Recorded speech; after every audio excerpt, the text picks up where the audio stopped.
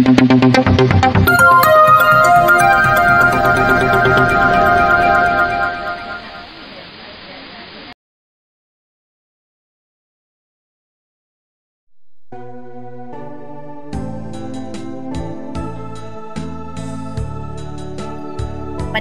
Ki Hajar Dewantara, Filosofi Padi dan Anak-anak dalam Pendidikan. Pandangan filosofi padi oleh Ki Hajar Dewantara bahwa padi merupakan bentuk produk dari bagian suatu kebudayaan, baik itu secara adab maupun barang yang dihasilkannya. Menurut beliau, pertumbuhan padi ditentukan atas perlakuan oleh petani yang mengolah padinya sendiri, adanya usaha, inovasi, daya upaya, atau cara-cara ilmiah untuk memperbesar hidupnya padi. Merupakan tantangan bagi para petani bagaimana cara untuk memperbaiki sawah.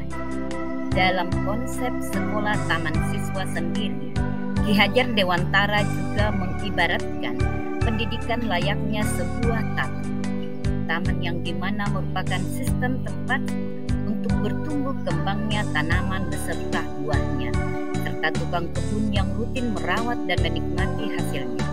Hal yang ditekankan bahwa baik buruknya hasil tanaman, tugas dari tukang kebun hanya bisa memperbaiki atau memperindah jenis tanaman yang dihasilkan. Begitu pula dengan pendidikan bagi anak-anak.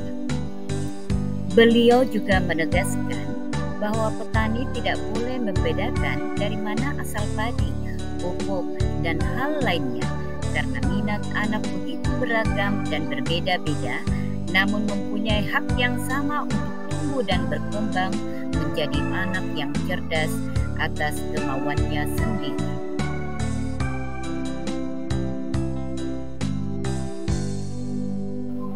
Lingkungan sekolah sebagai salah satu lembaga yang turut berperan penting dalam membentuk karakter anak perlu menerapkan budaya positif.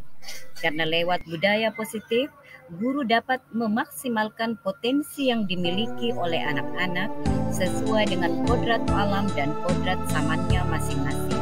Dengan menciptakan lingkungan yang positif, kita dapat membangun hubungan yang lebih baik dengan orang-orang di sekitar kita, serta merasa lebih bahagia dan terhubung dengan dunia.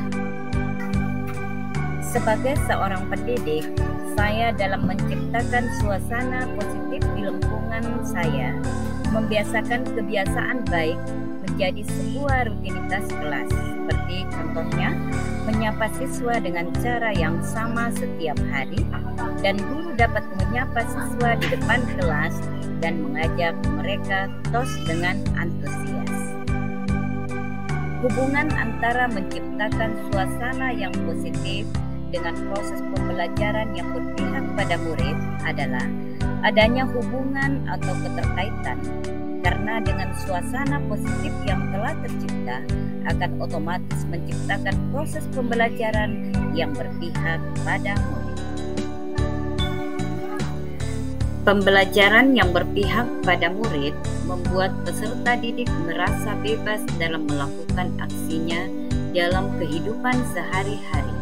Dalam pembelajaran, walaupun murid diberikan kebebasan, tentu sebagai seorang pendidik mesti dapat membimbing dan menuntunnya ke arah kodrat setiap diri anak murid. Harapan-harapan yang saya ingin lihat berkembang tentunya pada diri saya terlebih dahulu, yaitu kedisiplinan, kolaborasi, dan reflektif untuk menumbuhkan kebiasaan positif di lingkungan sekolah.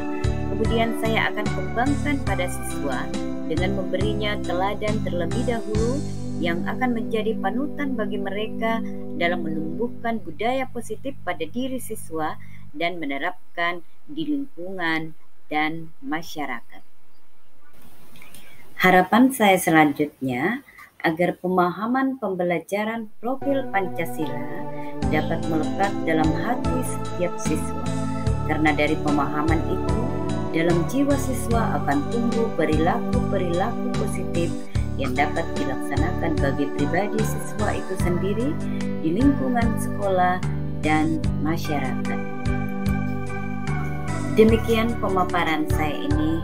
Kiranya kita sebagai guru dapat memberikan contoh-contoh praktik baik terkait cara menumbuhkan budaya positif di sekolah. Salam guru penggerak, tergerak, bergerak, dan menggerakkan.